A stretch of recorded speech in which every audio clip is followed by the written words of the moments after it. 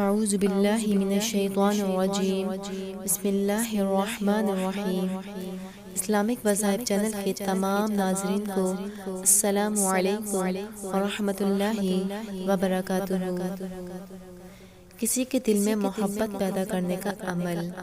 کوئی رشتہ دار یا قریبی آپ سے نفرت کرتا ہو، یا اگر آپ کسی کے دل میں اپنے لیے محبت پیدا کرنا چاہتے ہیں، یا اگر کوئی آپ سے ناراض ہو اور آپ راضی کرنا چاہتے ہوں، تو یا ودود یا سبوح یا ودود یا سبوح کو 621 مرتبہ رات سونے سے پہلے اس کا تصور کر کے پڑھیں۔